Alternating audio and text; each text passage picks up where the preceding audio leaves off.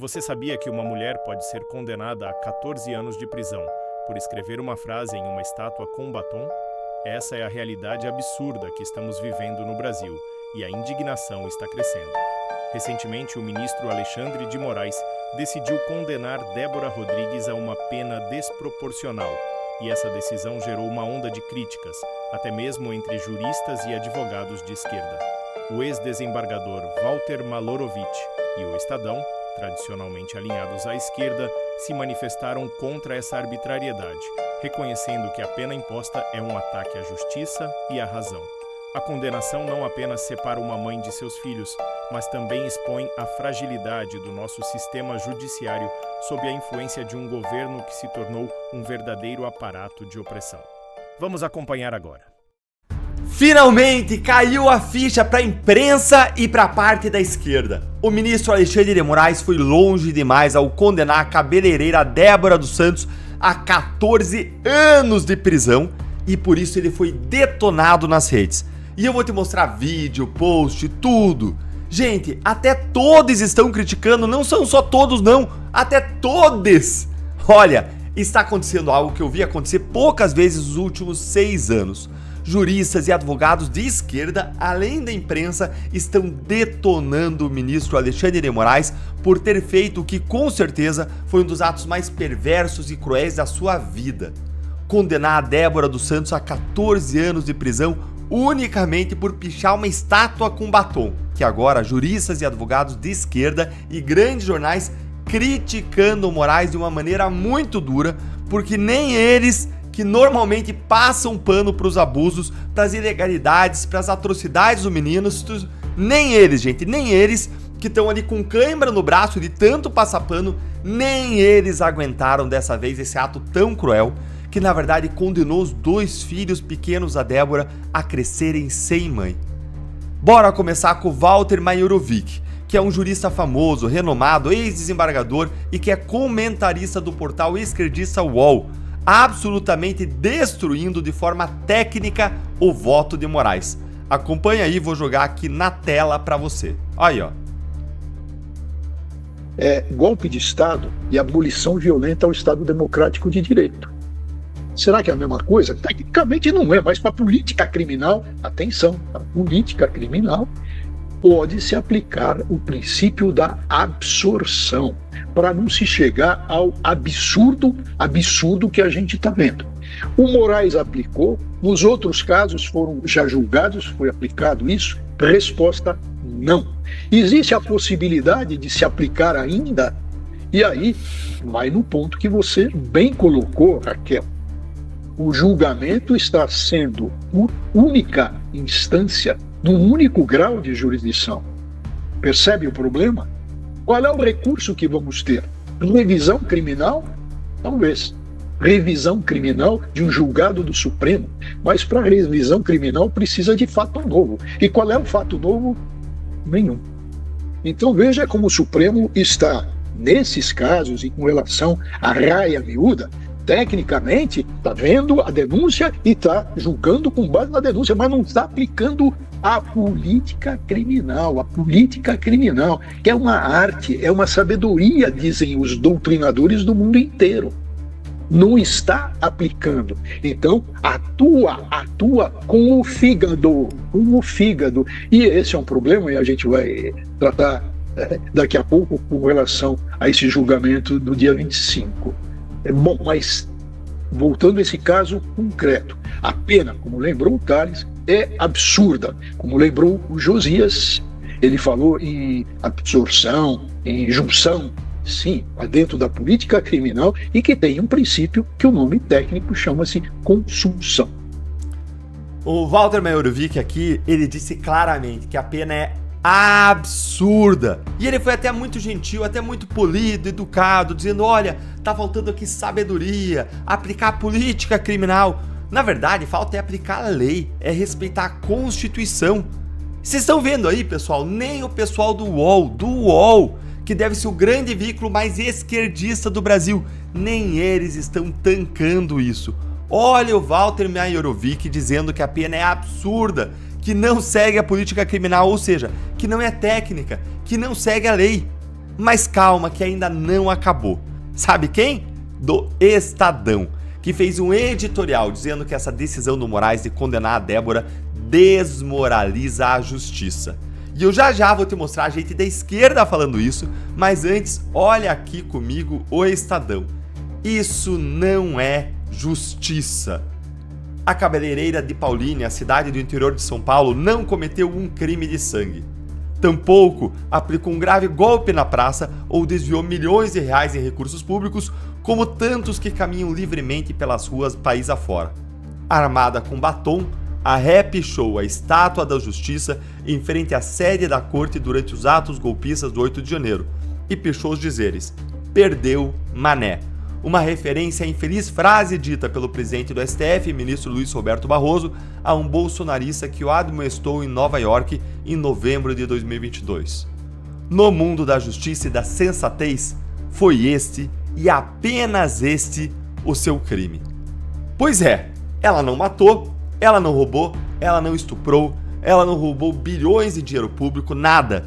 Ela riscou uma estátua com batom, lavável com água e com sabão. E o que aconteceu com ela? Presa preventivamente por ordem de Moraes desde 17 de março de 2023. A ré agora está prestes a receber uma pena, caso a decisão do relator seja confirmada por seus pares, que ultrapasse muito as penas a que foram condenados criminosos muito mais perigosos do que ela para a sociedade. Por si só, isso abala ainda mais a já desgastada imagem do STF aos olhos de muitos brasileiros de boa fé que acompanham, atônitos, a forma como o STF tem conduzido os julgamentos dos atos golpistas. Gente, olha o consenso que está se formando.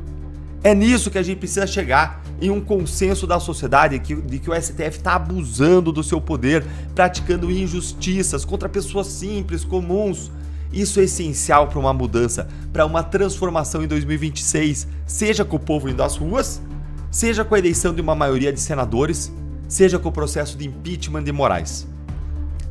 Mas a qualquer pessoa minimamente sensata, imbuída de boa fé e sobretudo senso de justiça, uma pena tão draconiana como a imposta à ré pelo ministro Alexandre de Moraes não passa nem sequer por razoável, que dirá por justa. Lamentavelmente, e não apenas para o STF, mas para todo o país, senso de justiça é algo que faltou ao senhor Moraes no julgamento desse caso. Palmas, Estadão, ó! Palmas! Ah, se todos os editoriais do Estadão fossem assim, hein? Mas a gente sabe que amanhã eles publicam outro editorial, agora elogiando aí algum absurdo do STF que eles elegem para elogiar em algum momento. E aí a gente vai ter que criticar o jornal. Mas bora agora reconhecer que eles estão dizendo uma coisa importante, óbvia, mas muito importante, porque a grande mídia é dominada pela esquerda, 80% dos jornalistas, 80% dos jornalistas, eles são de esquerda no Brasil. Isso uma pesquisa mostrou claramente, então a gente tem que reconhecer quando se diz isso. Mas bora aqui para a parte dos juristas e advogados de esquerda, que é o momento que você vai se divertir, porque fica claro que eles simplesmente não conseguem lidar com o fato de que eles estão reconhecendo os abusos do Moraes. Eles entram ali em pane, gente, uma espécie de dissonância cognitiva. Dá uma olhadinha aqui nesse post do Herbert Freitas, que já fez várias análises jurídicas do X em que ele critica a Lava Jato, mas ele fecha os olhos para os abusos do Supremo. Mas parece que desta vez não deu. Olha aí. Não acreditei que o ministro Alexandre votaria para condenar a acusada a uma pena de 14 anos só com base na pichação. Peguei o voto, que contém 91 páginas para ler, e fiquei surpreso, pois foi isso o que ocorreu. A única conduta individualizada é realmente a pichação, que pôde ser comprovada pelas fotos em que a ré aparece. De resto, o voto é mera reprodução genérica da fundamentação presente em outros tantos votos relacionados ao 8 de janeiro. A lógica usada pelo relator é a seguinte: no dia 8 de janeiro, aconteceram crimes graves na praça e nas sedes dos três poderes. A ré comprovadamente estava na praça. Logo, ela cometeu todos os crimes. Gente, isso é ridículo. Olha o que ele diz aí: a fundamentação com a devida vênia é muito aquém do aceitável. Gente, é ridículo, vamos falar a verdade, é absurdo. E aí ele segue: pena rigorosa e em total descompasso com o direito penal brasileiro. E conclui: um erro grave. o deputado Thiago Manzoni destacou como a esquerda utiliza o poder judiciário para silenciar opositores, como no caso de Eduardo Bolsonaro, que teve seu passaporte retido por ordem de Moraes. O que vemos é um Estado de Direito sendo distorcido, onde a lei é aplicada de forma seletiva, visando apenas aqueles que se opõem ao projeto de poder do PT.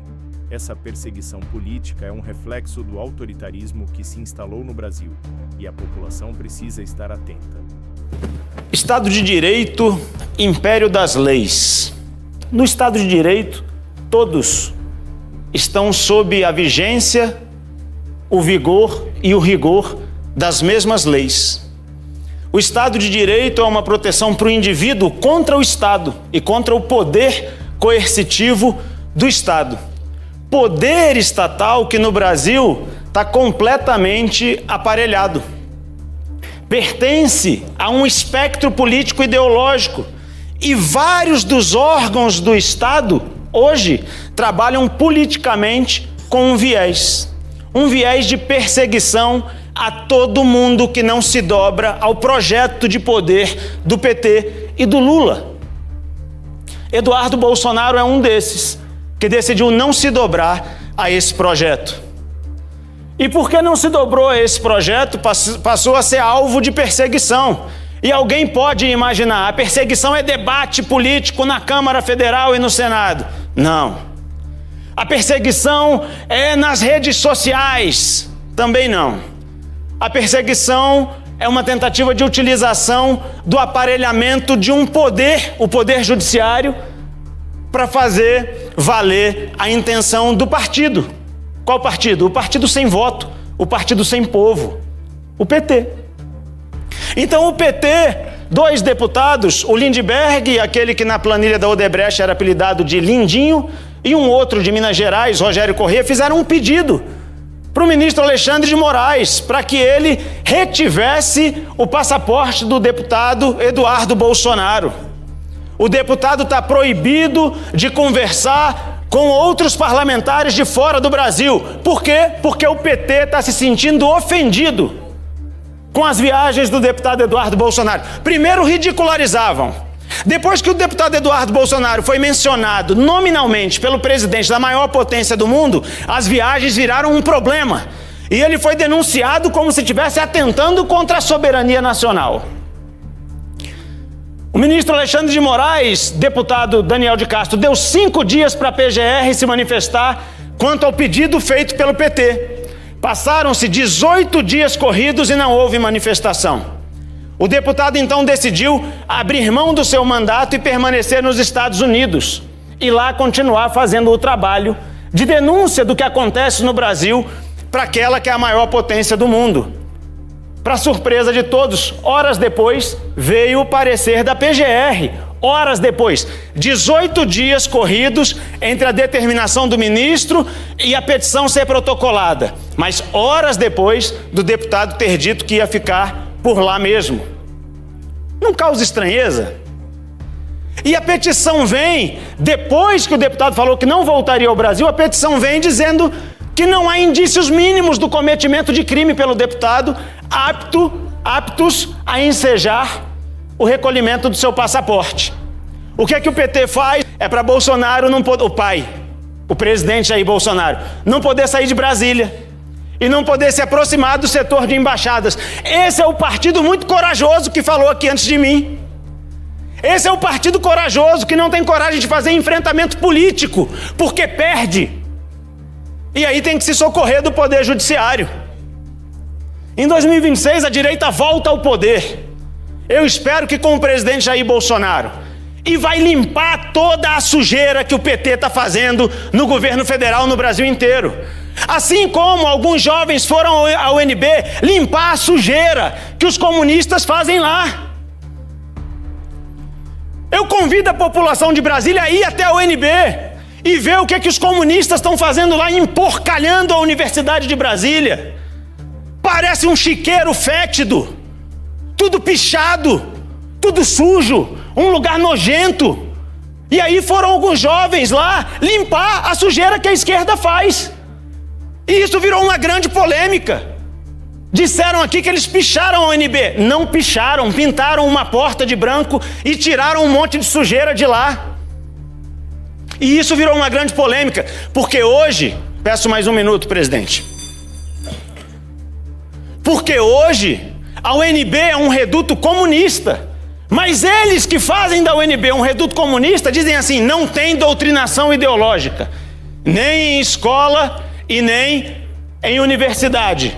Ora, se não tem, por que os jovens de direita não podem ir lá? E por que eles não podem fixar cartazes nos lugares permitidos para fixar cartazes? Afinal de contas, não é fácil ter coragem assim, onde só um tipo de pessoa pode falar, onde só um pensamento pode ser exposto, onde só determinado tipo de ideia tem possibilidade de ser prolatada, divulgada. É muito fácil ter coragem assim. Agora, política e pensamento científico não é feito assim. É a contraposição de ideias que faz a política ser como ela deve ser. Por fim, a união de juristas, parlamentares e cidadãos em defesa de Débora é um sinal de que a resistência está crescendo. O ex-presidente Jair Bolsonaro e outros líderes estão clamando por anistia, não apenas para corrigir essa injustiça, mas para proteger as famílias que estão sendo destruídas por decisões arbitrárias. O que está em jogo é a liberdade e a dignidade de todos nós. Hoje, dia 21, a Débora acaba de receber 14 anos de cadeia no voto de mais de 90 páginas do senhor Alexandre de Moraes. Da covardia brutal de Alexandre de Moraes. Ditador, sem qualquer sensibilidade ou empatia pela vida. A Débora, mãe de 2 filhos, 2 crianças, órfãos de mãe viva. Eu convivi com essa mulher dentro da Papuda. Essa mulher sacou de um batom. Um batom hoje é mais perigoso do que um HK, do que um fuzil, do que um urutu, sei lá o quê. Essa mulher não tinha uma arma na mão. Essa mulher não tinha uma pedra na mão. Essa mulher simplesmente eternizou a frase do colega de Alexandre de Moraes.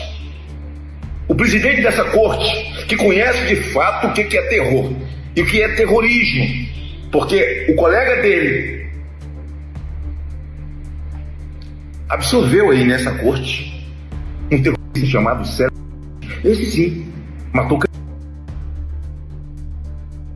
E essa coisa absorveu, fez dele um inocente. Agora a Débora, 14 anos para uma mãe de família que precisa criar seus filhos, que sacou de um batom, é uma arma perigosíssima, e eternizou a frase: perdeu o mané. Mané, quem são os manés? O povo brasileiro. E quem precisa limpar essa mancha? Os senhores parlamentares, os partidos, quem tem civilidade, quem tem alma, quem tem Deus no coração e sabe que é uma tremenda de uma injustiça. Quando partidos ainda resistem, os caras de esquerda, tudo bem. O cara que é leninista, ele quer ver todo mundo no paredão, morto. É isso que eles falam, uma boa bala e um bom paredão. Pela Débora e contra esse covarde Alexandre de Moraes. O pior é ver a venha, os ministros acompanhando. Mas eu sabia, quando eles foram para o Senado, que todos eles estavam mentindo quando foram sabatinados. Agora tem senadores que agradam essa gente achando que vão precisar deles depois. E na verdade vocês criam esse tipo aí para poder cometer esse tipo de atrocidade contra o Brasil. A Débora, minha solidariedade e luta, eu tenho que lutar. Aos filhos de Débora, minha luta e minha solidariedade. Eu tenho que fazer isso por eles, porque estarei fazendo pelos meus, pelas minhas. Tirano, nós vamos anistiar essa gente.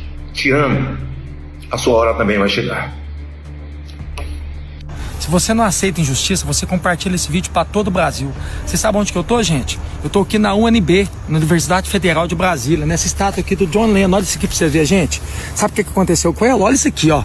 Ela é um patrimônio público. Ela está toda pinchada. Sabe por que eu tô fazendo esse vídeo aqui? Porque a Débora acabou de pegar agora uma condenação de 14 anos por ter pinchado, coloque a matéria, por ter colocado lá escrito, perdeu mané na estátua do STF. É justo ter pegado 14 anos de prisão? Será que essas pessoas que vêm cá pinchar patrimônio público pegam 14 anos de prisão? Hoje, sexta-feira, 21 de março. É o dia do meu aniversário, mas também um dia muito triste. O primeiro voto no plenário virtual, Alexandre de Moraes começa condenando a Débora, aquela senhora que tem 2 filhos pequenos, que usou seu batom. Começa condenando ela a 14 anos de cadeia. Isso é desumano, é desarrazoável, é inacreditável. Mas nós devemos lutar, persistir. Eu quero convidar todos vocês agora, de São Paulo, para que no próximo dia 6 de abril, às 14 horas, na Paulista, mais um ato por liberdade de expressão, pela nossa democracia, pelo que resta dela, e também por anistia dos reféns de 8 de janeiro. Compareça à Paulista, faça a sua parte. Vamos resgatar o nosso Brasil. Então, no próximo 6 de abril, todos na Paulista. Por Débora, pelos seus filhos, pela nossa liberdade, pelo futuro do nosso Brasil.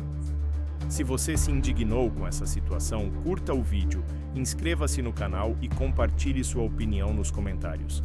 O que você acha sobre essa injustiça? Vamos juntos lutar pela verdade e pela justiça no Brasil.